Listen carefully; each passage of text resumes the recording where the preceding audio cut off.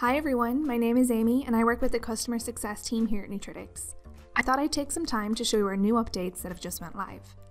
The first change you'll notice is at our login page.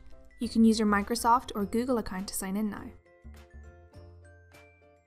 Let's open a recipe to get started. We've made ingredient editing easier. Click the pencil icon on a recipe's ingredient list and make changes to the ingredient name, short name, ingredient list of the food or sub-recipe, and also choose to hide the percentage within quid. This saves the need to open each food individually, and we're hoping it will save you some time.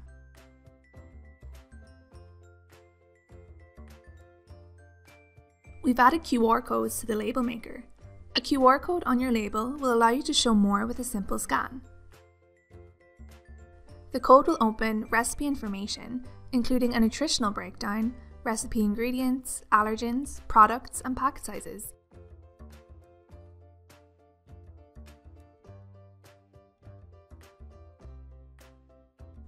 The information that you show with the QR code can be decided by this slider in the recipe workspace.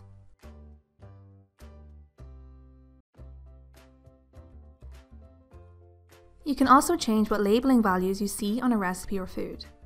Click the drop down here to view the labels per product or pack size. Finally, we've made some new recipe ideas for our US customers using our US database foods. Switch these on from Settings, Data Sources. Choose Custom Sources and be sure to select the Nutritics sample recipes. This is a bank full of recipe ideas to share with your clients and use on meal plans. These recipes were formulated using our US database foods, so they won't work in other regions unless you switch these on. Hopefully we inspire some new recipe combinations.